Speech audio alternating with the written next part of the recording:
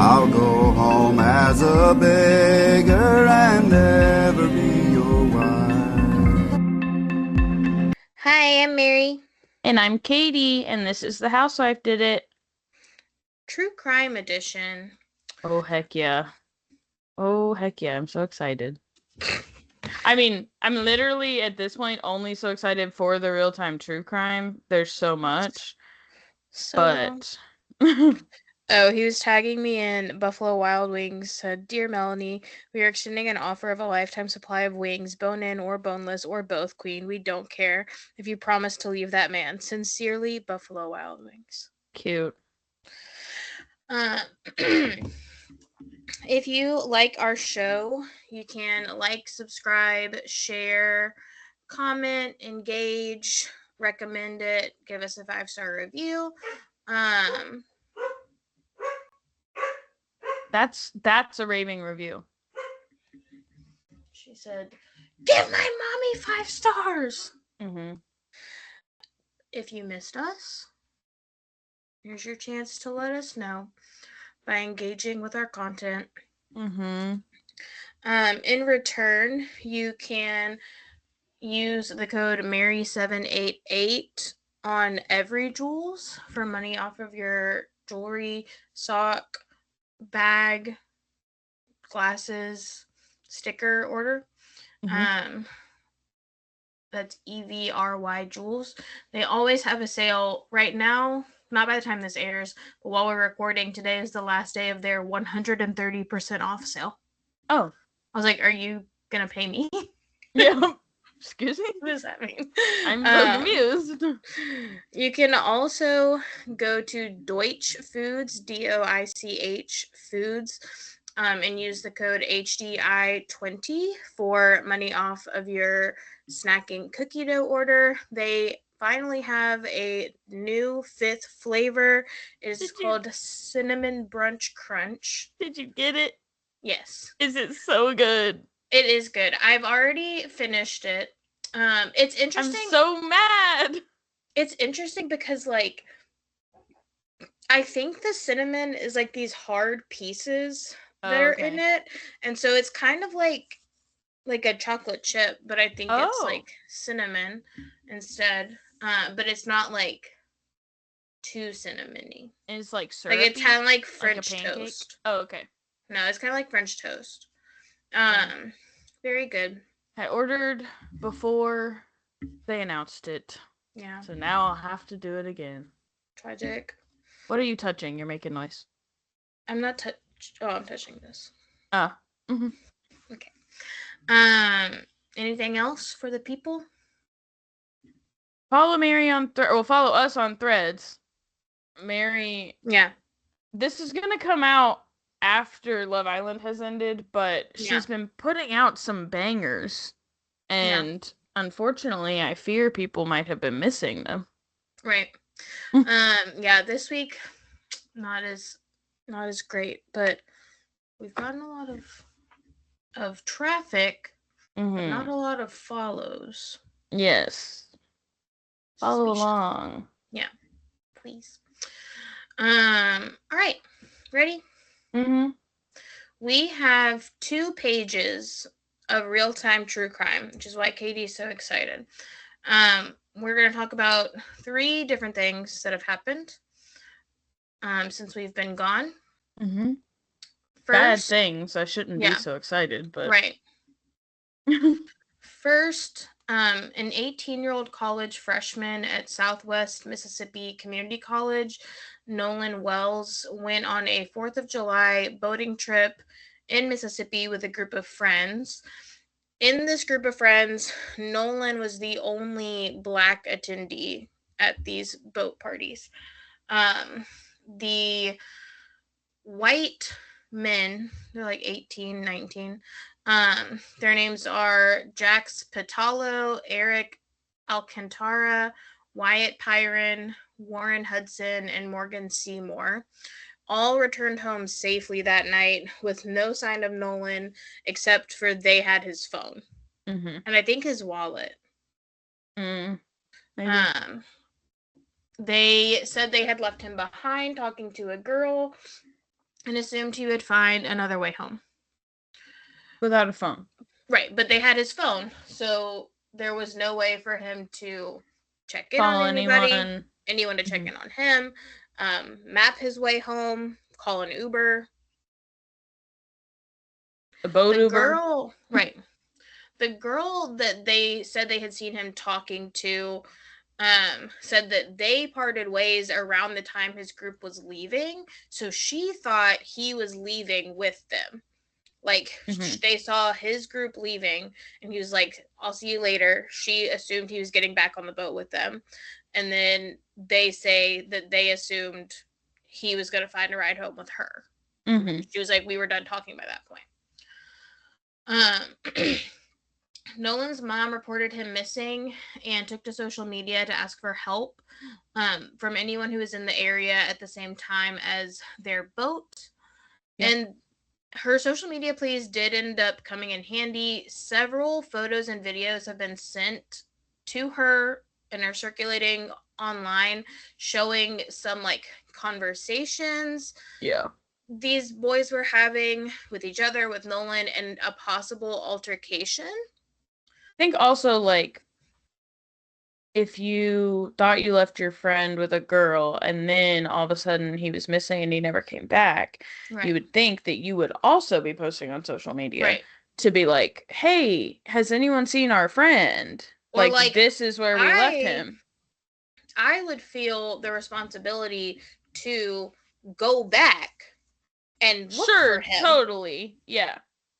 But like they're not even, their social medias are basically like wiped. No, yeah, they deleted them. Yeah. Well, they were still around for a little while. They just were empty. Yeah. But then I guess.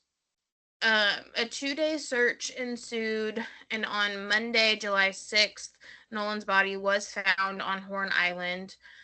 At this time that I wrote this, I don't think this has changed. No cause of death has been listed. But the circumstances are certainly questionable. Like we said, all of the young men in question have wiped their social media accounts. And yesterday it was reported that Colin Kaepernick has arranged to help the family get an independent autopsy done.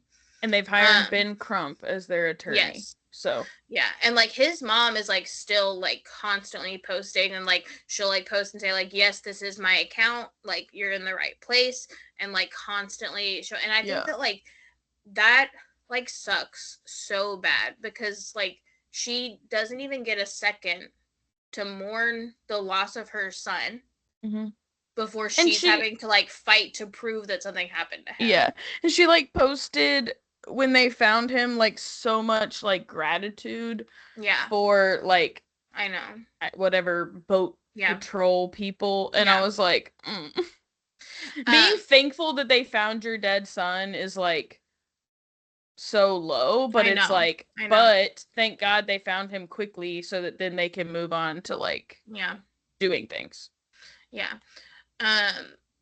I've seen like some people say it reminded them of like a TikTok video that went viral. I don't know if it was like recently or before or like last year, of a woman and like her family on what are those called? Paddle boards? Yeah. And they like overhear a group of white boys with a friend that they brought out with them, who is black, and they're like calling him the R slur.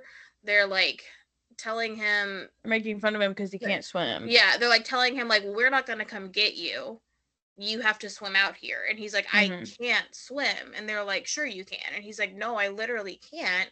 Like, and they're like, well, you can either come out here or you can stay over there, but like we're not coming to get you.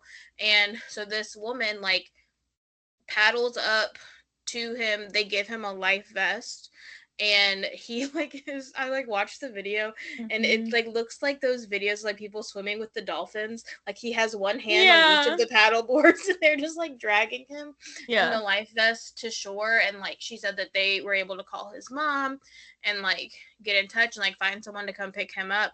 But like the people were like asking her to repost it. Yeah. And like show like if something looks weird to you, like, go up to them and see what's going on. Like, you can hear that something's not right. And, like, in some of these videos, people are saying you can hear an altercation between this group of boys that Nolan was with, and, like, nobody stepped in and said, like, something seems off here. Like, are you okay? Where are your friends? How did you get left here? Any of that. Yeah. Anything on that before I move on? I just think, like, we've seen things before. The video of the boy named Marquise, the paddleboard video. I believe that's also in Mississippi, if I'm not wrong. And then Tamla Horsford, like, there's just, like, a lot of, like, especially with, like, young Southern white boys, that's, like, there's, like, this fun, like, novelty to, like, making your Black friends, like, swim, apparently. And it's, like, you can hear in the Marquise video, like, how they just thought that, like, they're like, that's so crazy, you can't swim, you're a grown man. And he's like, yeah, but, like, I can't. And, like, so I think that, like, it seems pretty clear that, like, at the very least, they were, like, neglectful.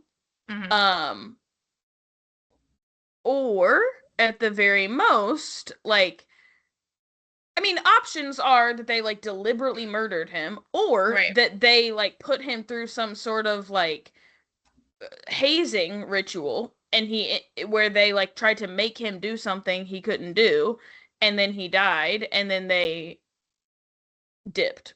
They ran.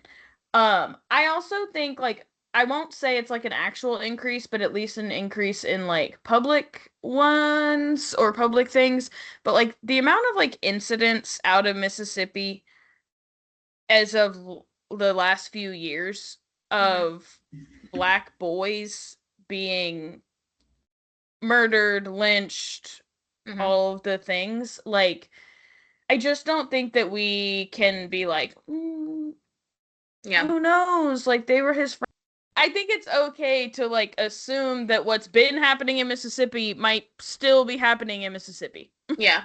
I think also, like, just as a side note, I guess,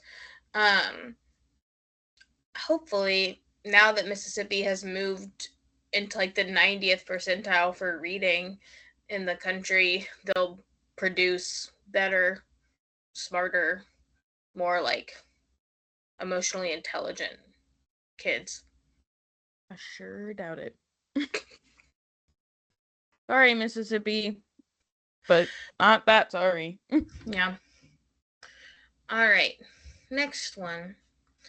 On June 30th or July 1st, a family in Hamden, Ohio was arrested for endangering 16 children, being brought up in what police called a house of horrors. So the main story has now kind of become about the mom, because there's so much going on there. So the people that were arrested were 33-year-old Elizabeth Siders, her 36-year-old husband Gary, and both of his parents, 73-year-old Gary Siders Sr. and 66-year-old Christine Siders. Elizabeth, they have confirmed, is the mother of all 16 children found in the home. They are ages 1 to 18 years old. But police have learned that she has actually given birth to 20 children, beginning when she was 13 years old. Jesus Christ. Like, with this person all the time? Or were there a few before? The only ones I'm pretty sure they are all with him. But they've basically said that, like, the 16 in the house, they know for sure are all with him, and that the oldest one was born a couple of months after they got married, when she was still a minor and he was not. And so they're like, but he's like only 3 years older than her. yes. Okay. And so they're basically like, I think at this point we can prove that they had a child it made from statutory rape. We don't really need to prove that they did it 5 times.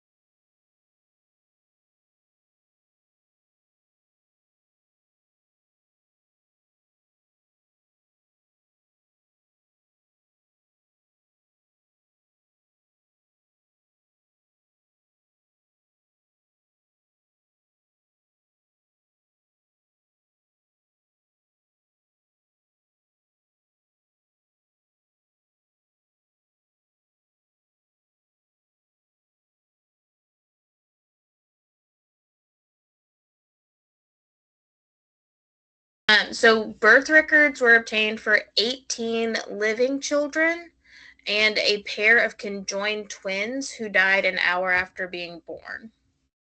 Okay. That's the 20 total. Okay. Elizabeth married Gary when she was 15 and he was 18. They did receive her parents' consent to become legally married. And I assume well, I guess he didn't need it. He's 18. Yeah, okay. And she was 7 months pregnant at the time. Oh, hey. Yeah. This pissed me off. One prosecutor said, to her credit, they kept the child and chose life. Oh my god. Barf. Barf. Yeah. And I feel like and that was a good idea because now they have 16 feral children. Right. And it's like the one that she was pregnant with is the 18-year-old that was living in the house. Yeah. So Elizabeth's brother, I thought for sure you were gonna hit me with like, and they actually were all the children of like his dad and his dad. Well, her brother said that Elizabeth had been indoctrinated by the Siders family, and police are calling it an intra-family case, which indicates that there may be an incest factor in the situation. Okay. I don't know. Well, I guess it's not technically incest for his I was gonna dad say and her to have a child, but like I don't know if there's something involving the 16 children. Sure. You know, probably is. Right. The children had been kept in one room for the past 4 years, left in a complete mess that police said would be uninhabitable even for livestock, including like human waste being strewn around the room. Some of the children were unable to speak, and even the 18-year-old was unable to write her name. The children were taken to hospitals, and one was said to be in critical condition. A fifth adult, the children's uncle, is faced with child endangerment charges, despite saying that the rest of the family was horrified to learn what had happened. So we shall see about that. I do think it's interesting that the 18-year-old can't write her name, because they've been confined to this room for like 4 years. I know, I was gonna say, but what are the happening conditions for the before first that? 16 years or first Yeah. 12 years? Yeah, I feel like 14. 14 years. But I feel like, yeah, maybe they just had multiple rooms, but Yeah. like it couldn't have been much better Yeah. if that's because I mean Crazy. the internet at least describes all 16 of the children as feral children. Yeah. So it seems Yeah, they like can't talk. yeah, it seems like they all, not just the last 4 years, they all have been, I don't know. But hopefully, like, there's hope for the younger ones, especially, Yeah. to be normal, I guess. Yeah. Learn developmentally appropriate things from here on out. Yes. Last thing for real-time true crime. In a surprise to no one, ICE has killed a man from Houston, Texas. Lorenzo Salgado Araujo, I believe is how you say his last name. Homeland Security was in the middle of a traffic stop in a predominantly Mexican-American neighborhood in Houston when this happened. At the time of the shooting, 3 other men were in Lorenzo's vehicle and were arrested. They are now being held in separate detention centers while awaiting removal proceedings, and one of those men is Lorenzo's brother. They, in my opinion, have very bravely spoken out about the murder and claimed that the officer fired at them almost immediately after exiting his vehicle, and that Lorenzo's vehicle was not even turning in the direction of the officer. So everything that ICE has said happened, these 3 men from their detention centers via their attorneys have said they're lying. They're about to be removed from the country, and they're no, they're lying. We're not going to let them lie. This is, of course, in opposition to ICE's claims that Lorenzo rammed an officer and attempted to run him over with his work van. Instead, his brother and their 2 friends, I think they were going to work together. So their work group said that ICE rammed their vehicles into the work van, one on each side of them. And at the time, they were in a heavy construction zone and couldn't go above 5 miles per hour. Cool. So these men are basically at a stop and are rammed at the same time on either side of their work van.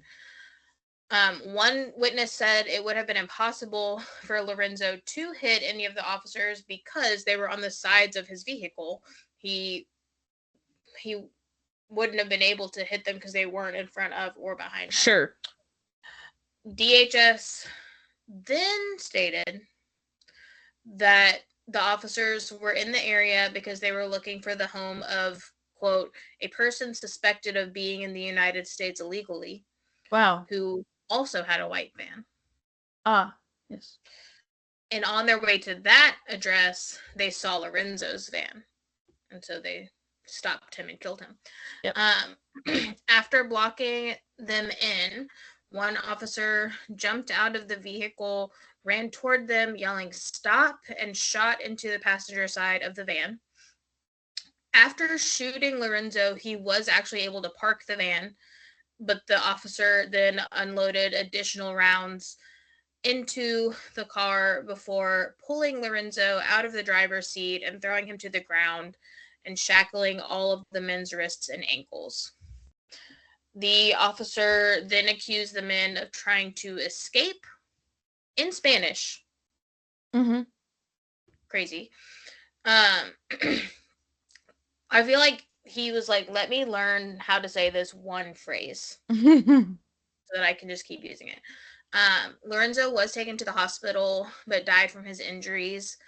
The Harris County DA and investigators were denied access to the scene by ICE. Great. ICE directors claimed they were looking for a different man who had been issued a final order of removal. And this particularly is pissing me off because I keep seeing articles that the title is like, he wasn't the intended target.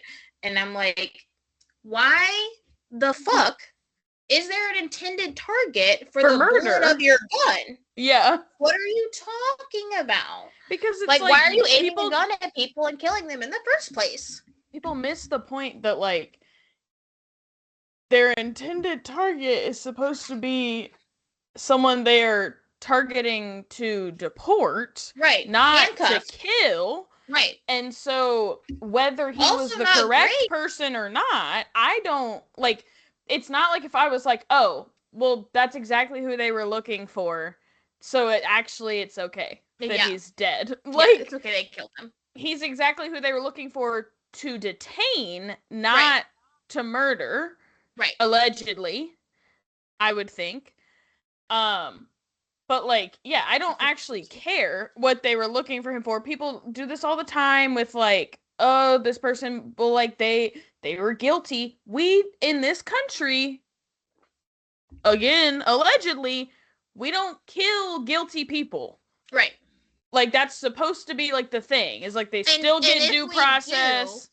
And if we do, it's after they've been tried and convicted in a official setting. Yes, of course.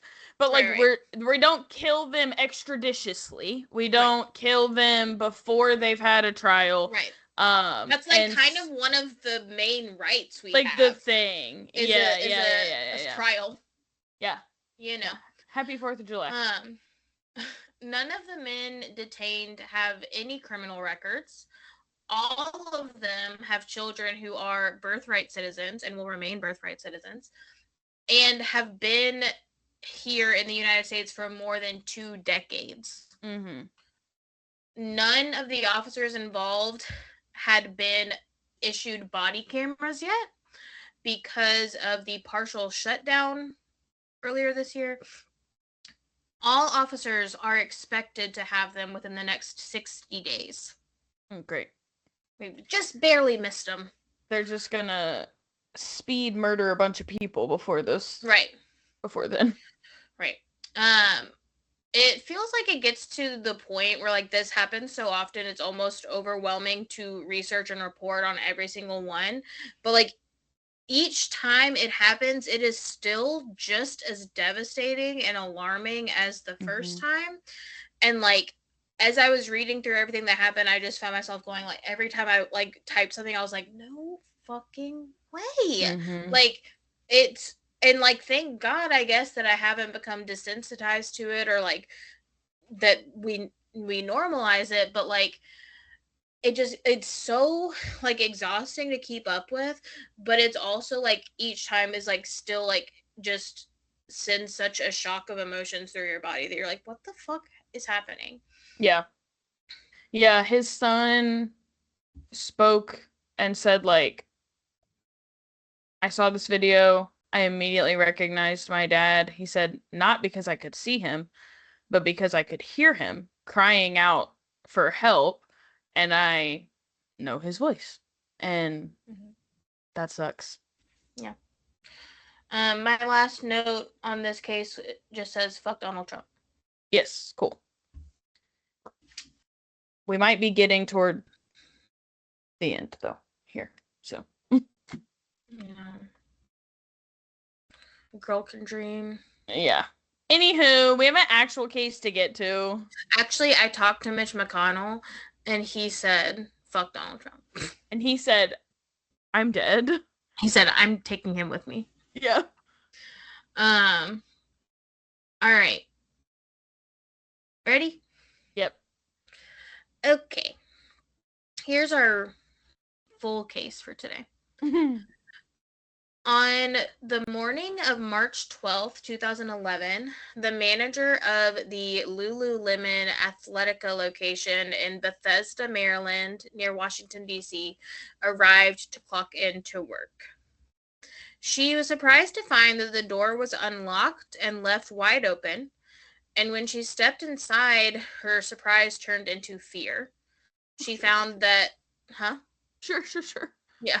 She found that merchandise had been tossed around, strewn upon the floor, mannequins had been knocked over, broken, a television had been knocked off of the wall, and there were rocks from outside, decor, broken glass everywhere. Before she even had the chance to consider that the store had simply been robbed, she heard a moaning sound coming from the back of the store. Not a moaning sound. I was Have about you to make. heard of the Lululemon murder? I sure have. I don't know anything. I've just heard the words.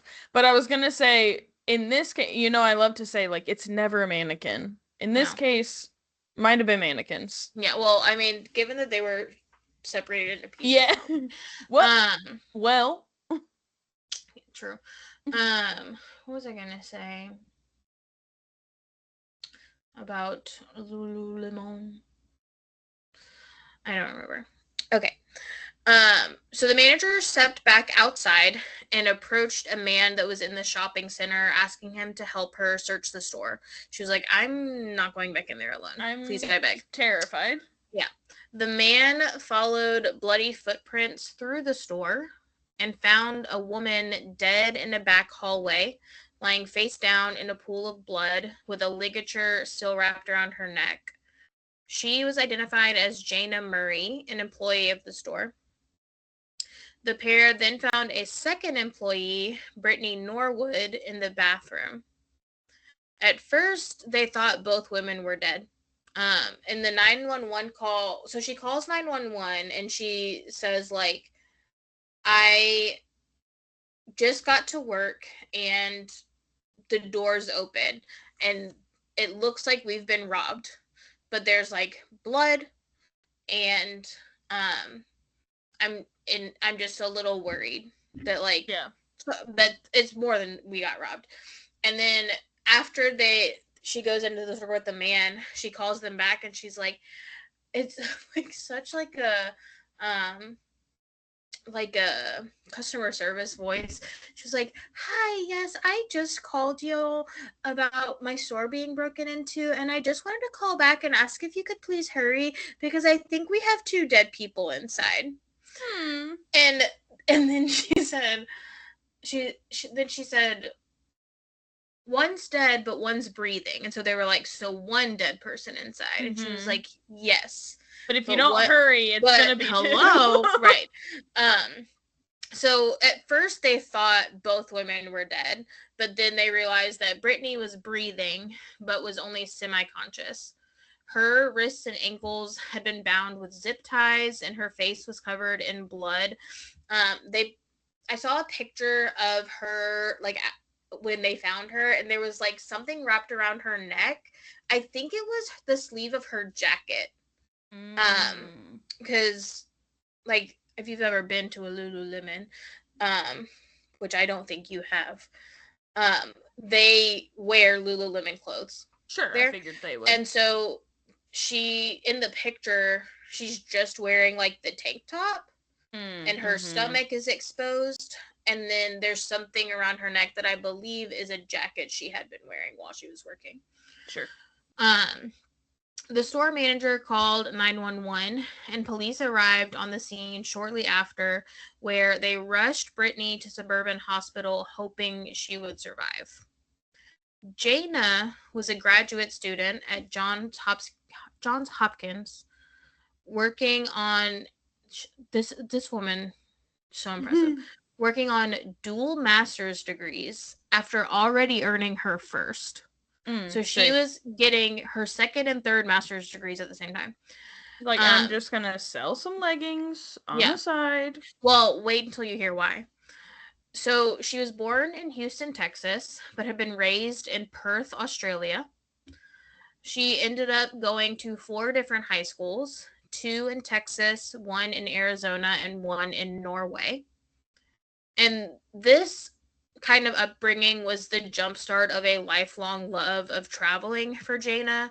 She loved learning about new places and cultures, which may be what ended up leading her to settling in Bethesda, where the motto is a world in one neighborhood. Oh, yes. cute. I said, hello, diversity. Yeah. Bethesda is considered one of the richest cities in the United States and is tied with Cambridge as the most educated American city. Wow. Yeah. Jayna was a talented dancer and performer. She was thoughtful, generous, intelligent, and deeply loved. She had just recently begun working at the Lululemon Athletica store, actually at the suggestion of a professor. He told her that they had a really strong corporate business model that she could write her dissertation on. So she got a job at Lululemon to do research. To do research and write a dissertation about good business. And then the guy who made it said he made it that name because he thought it'd be funny to hear Asians say it, and she was like, "Whoa, good business model where?" Yeah, excuse me. Shortly after she began working at Lululemon, Jayna learned that her brother was being deployed to Iraq. Despite her busy grad school schedule and job responsibilities, she made sure she was there to see him off. That March, they had spoken, they were like emailing consistently, and he told her that it was surprisingly cold in Iraq at that time of year. So Jayna had offered to use her employee discount to send her brother a long sleeve running shirt and a winter hat from Lululemon as part of the care package. Oh my god, so cute. I know. Her email was like, working at Lululemon sometimes has its perks. The manager who had found the door unlocked that morning told police that she had actually talked to Brittany and Jayna the evening before as they were closing. She explained that part of the Lululemon security protocol was for employees to check each other's bags for unpaid merchandise, which is apparently a routine procedure adopted from other retail stores. To make sure, like, the employees aren't stealing? Yeah. Okay. Which I have never worked in, like, any kind of retail, and I'm assuming that y'all did not used to check each other's bags for unpaid ice cream. No. But apparently this is common. And the employees would be used to it. Like, this is like a normal routine. But that night, Jayna found a pair of pants in Brittany's bag that she had not paid for. Around 9:45 p.m., Jayna called another employee and asked if she had sold Brittany the cropped pants during her shift, but she confirmed that she hadn't. So the manager told police this kind of ended up being proof of long suspected theft on Brittany's part. Oh. And after the girls left the store, Jayna called her manager and let her know what had happened, and the manager said she would deal with the situation in the morning. It seemed even more devastating that Jayna had lost her life, knowing that she wasn't originally scheduled to work that evening. Like, she wasn't even supposed to be there. A friend had asked her to cover her shift because her boyfriend had surprised her with the last-minute trip. And Jayna, always eager to help, happily agreed to step in for her. They showed, like, the text message conversation, and she was like, absolutely. And she's like, thanks so much. And Jayna said, always count on me. Once Brittany Norwood was more alert, she was able to give police a good picture of what had happened the evening before. Brittany said that she and Jayna had closed the store together the previous evening, but as she was walking to her car, she realized that she had forgotten her wallet inside. And she needed her wallet and she needed it right then because it had her Metro Pass inside, which is how she was going to get home. I was going to say, or like it has your driver's license and you're going to drive a car. Like, right. People need their wallets. She's like, sure. Yeah, I need to get in the train. So she called Jayna, a key carrying employee from the parking lot, and asked if she could come back into the store. This matched alarm records from the business, which indicated that the door had been unlocked at 10:05 p.m. Even though they were only inside the store for a short time to pick up Brittany's wallet, she said 2 men entered behind them wearing dark clothing and ski masks so that she could only see their eyes. Wait, so crazy. Yeah. Like, it just sounds like so, I mean, obviously I don't know yet, but like, just sounds like so crazy that it just like was perfectly timed that these guys Yeah. were like, and maybe someone will be going back into their closed Yeah. store. Yeah. She said she was unable to tell even their skin color, but she remembered that one was tall and one was shorter. One of the men, him. she said, little man. Yeah.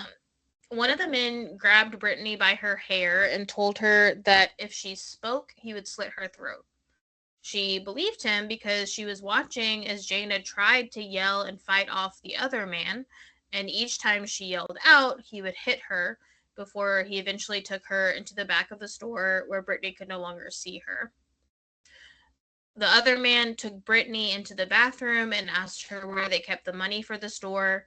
She said she wasn't able to answer him because she had kind of blacked out, and she only snapped out of it when the other man returned with zip ties and bound her. Then she claimed he called her a dirty N-word and said he'd, quote, never been with one of these before. Oh. While he was talking, the other man was cutting Brittany's pants. And then he went on saying that she was so dirty he wouldn't want to use his dick to rape her, and instead attempted to use a hanger. Eventually, the men left the store, and Brittany lay on the floor until someone came for help.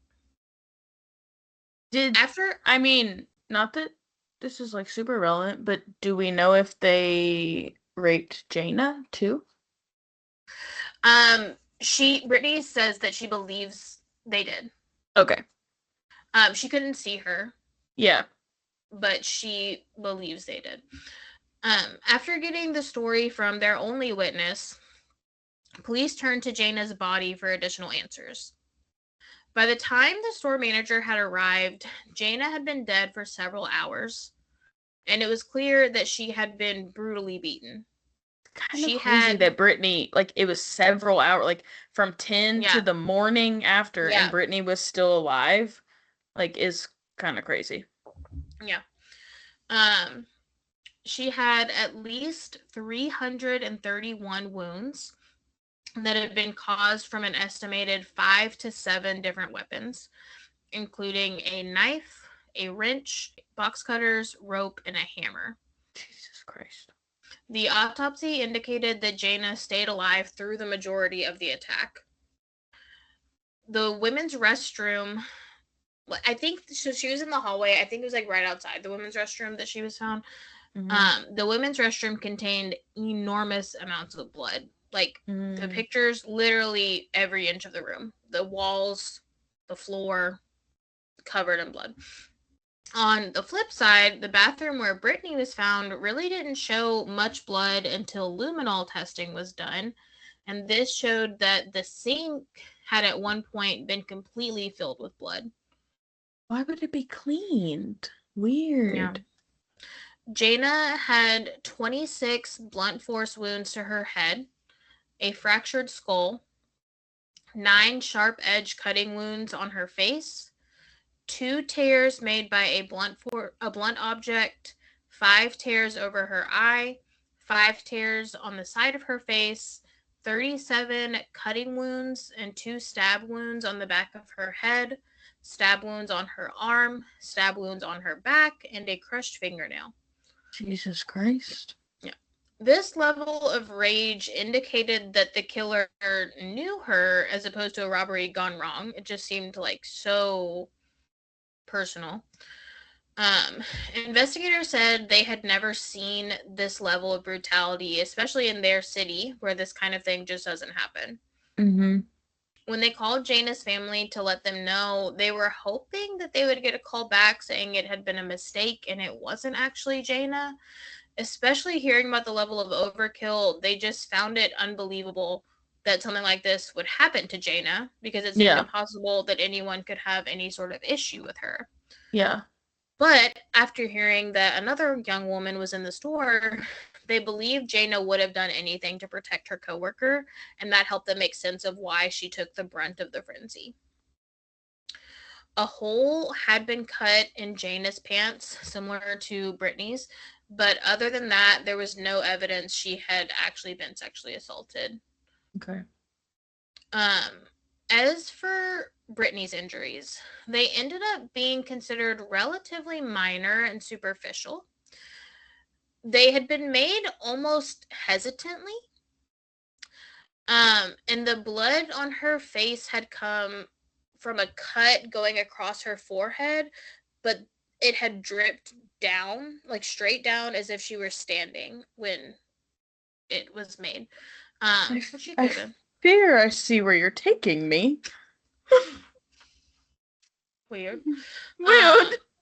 The only other injuries noted on Brittany's body were razor-like cuts on her belly. Brittany's rape kit also indicated that she had not been sexually assaulted, which, had she been raped with a hanger, yeah, you certainly I was going to say, I mean, you would not find, obviously, like, semen. Yeah. If that is what happened, but you would find, like, copious amounts of abrasions. Right. The bloody footprints that had been found were from two different pairs of shoes. One was a men's size 14 Reebok. Tall guy. Yeah. And the other set of footprints were smaller. Mm-hmm. And actually matched the shoes that Brittany was wearing at the time of the attack. She is the short guy. Yeah. I fear. Jayna's blood was found on both Brittany Norwood's shoes and her socks, despite her consistent claim that she was in a different room from her. Yeah. She every time she was interviewed, she would cry and say that she couldn't stop them, she couldn't get to Jayna, she couldn't help her because they had been in separate rooms. Yeah. And I feel like if there was some of Jayna's blood on her in, like, other places, it could be, like, transfer from the guys, like, going back and forth, but, like, I feel like just your shoes and socks is kind of weird. Yeah. My foot fell asleep. I went to a chiropractor yesterday. Wow. I know. Anyway, the footprints led from one exit of the store to the other, but did not show up anywhere outside of the store. Okay, I'm not sure I understand what that would mean.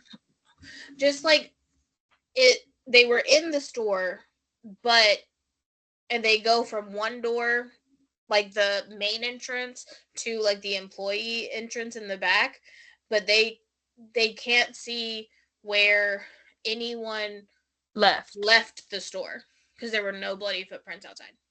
Okay. Unfortunately, there were no surveillance cameras inside of the store, which someone who worked there might know. Like, kind of feels crazy for a Lululemon. I guess, like, it's 2012. Lululemon's not as hype, but, like, it's so expensive. But if you're at a point where you're having employees check each other's bags to see if employees are stealing, why do you not have a camera, to see if those employees are stealing, but also a camera to see if patrons are stealing? Right. That seems crazy. Yeah. There were outdoor cameras from other businesses in the shopping center, so there weren't, like, cameras at Lululemon at all. At 11:07, one camera caught two men wearing all black walking through the shopping center. One seemed shorter than the other, which matched Brittany's description. And it was impossible to tell their race or any other identifying features due to the amount of black clothing they were wearing, which also matched her description. And the short guy's wearing, like, pink bedazzled tennis shoes. I'm just kidding.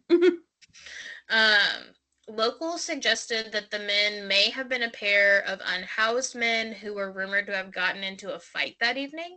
Who just like happened to be completely covered and showed up at the exact time. Like, I'm so sorry, but like unhoused people are like not typically organized enough criminals. Yeah. That they're like, ooh, those girls, that key holder is coming back in at exactly 10:05. Right. The taller man, Keith Lockett, was regularly seen around the shopping center and was known to be confrontational. Okay. Specifically, people said it was normal for Lockett to antagonize women, getting in their faces and yelling at them. Cool.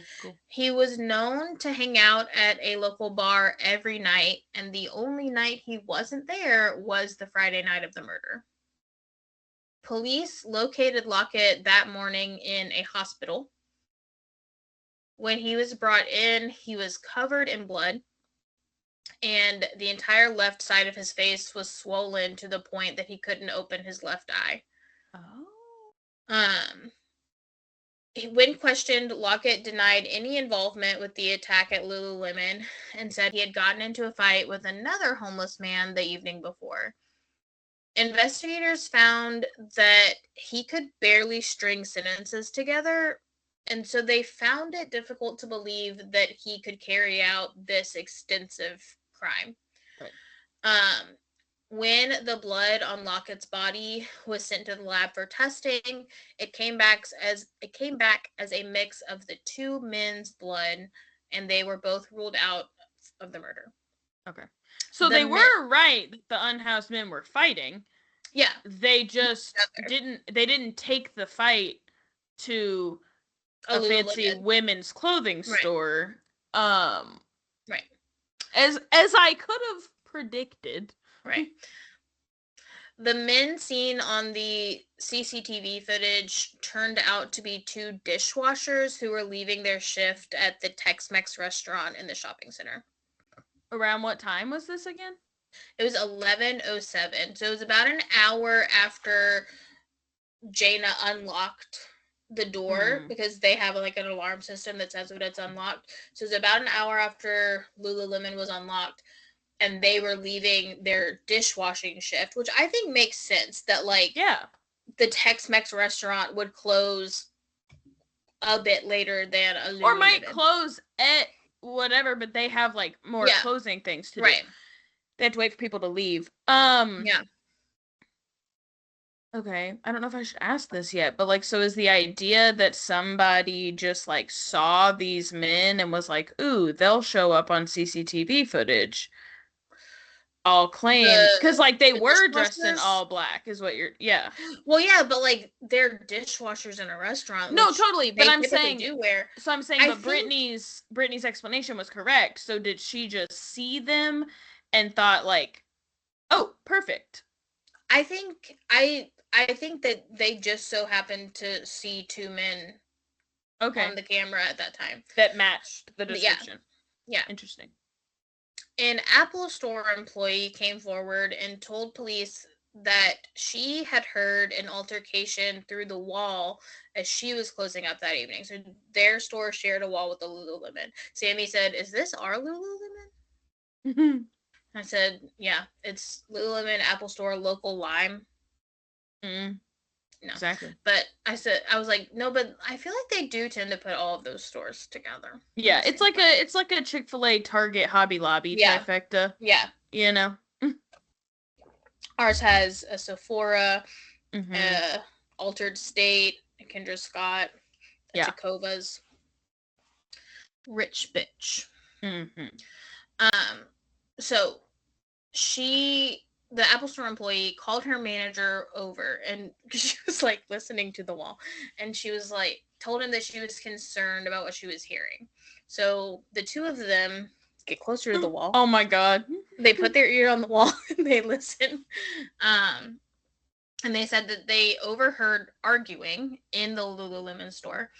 They heard one female voice saying, "Talk to me. Don't do this. Talk to me. What's going on?" Followed by screaming, and then sounds that could have been someone being hit or dragged. and then a weaker voice saying, "God help me, please help me." The employee was like scared. She was like, what the fuck is happening over there?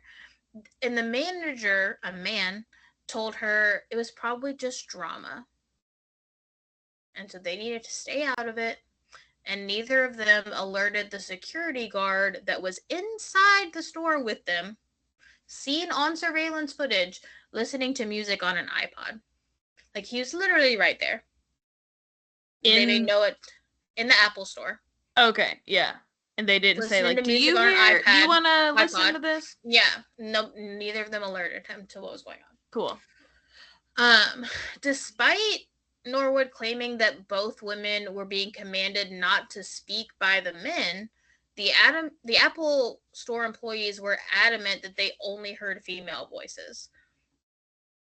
Norwood's story was that Jayna had returned to the store to help her in, but her car was not in the parking lot when police arrived on the scene.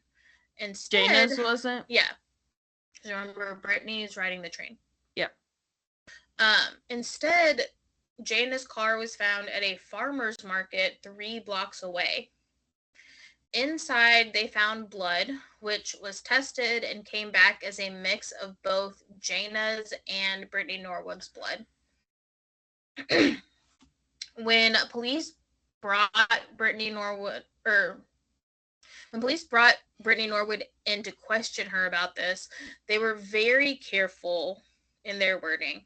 They asked her if she knew what kind of car Jayna had or if she had ever seen Jayna's car, and then asked her if she had ever been inside of Jayna's car.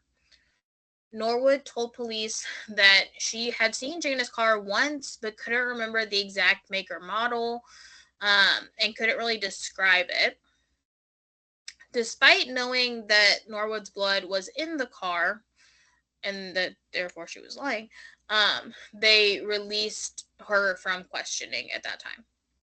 Okay. The following day, she called the police and told them she wanted to talk to them. She admitted that she had left something out of her story. Oh, okay. After Jayna had been killed, but I guess before Norwood had been left on the bathroom floor bleeding, the 2 assailants had forced her to move Jayna's car. Okay. They noticed that Jayna had parked her car kind of haphazardly in front of the store, thinking that she wouldn't be inside very long, and they were concerned it would draw attention to the store if left there overnight. Mm-hmm. So the attackers asked Norwood where Jayna's keys were, and she told them she didn't know, so they punched her in the head before making her look through Jayna's coat and purse to find the keys. She said that they told her if she wasn't back in 10 minutes, they would kill her. How? So she... If I'm not here, you'll kill me. So she went by herself to move the car? Yes. But then reported back? Yes. Okay. They also told her if she tried to stop and talk to anyone, she could consider herself dead. They assured her that one of them would be watching the entire time and that they knew where she lived and would hunt her down to kill her if she did not return or tried to alert authorities or seek help. Okay. So she took the car to the nearby farmer's market and sped back to the store. On foot? 3 miles? I guess so. She also let them know that she did pass a police officer, or she let the police know that she did pass a police officer on her route, but she chose not to speak to him because they had threatened her. Mm-hmm. While police initially considered Brittany Norwood a victim, all of the evidence they had collected was starting to tell a different story. And they were pretty hesitant to consider Norwood a suspect. She was well-liked, well-educated, a former college athlete. While she was in suburban hospital being treated for her injuries, she received a huge amount of support from the community and her loved ones. And it just seemed so far-fetched that 2 educated, well-off young women living in a wealthy area right outside of the nation's capital would find themselves in this violent an altercation. Mm-hmm. Similar to Jayna, Norwood was fairly new to the store and had only been transferred from the Georgetown location of Lululemon about a month prior. Okay. Police learned that Norwood had been transferred after being reprimanded for stealing from the Georgetown location. Fire her. It's an interesting process y'all have. It was like when one of our middle school teachers, we learned that he had originally been in the high school, but then he started dating one of the students, so they just moved into the middle school. Mm-hmm. Yep. True.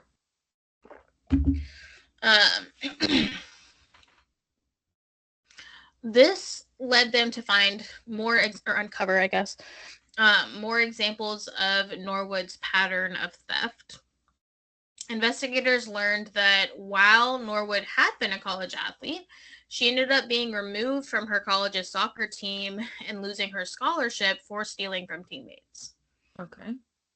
She had also been accused of stealing from a prior boyfriend, and many of her former coworkers reported things like perfume, cash, and other small items going missing when she was around. During the interview about moving the car, police brought Norwood's brother Chris in to speak to her. He was like, they're like, we're gonna let y'all talk. We're gonna peace out. Mm-hmm. After Chris reassured her that no one could hear their conversation, he asked her to tell him what really happened. How do we hear this? Because they're in an interview room in a police Oh, station. Okay. Duh. For some reason, I was still picturing them in the hospitals, but no, you said that. They're in an interview room in the police station.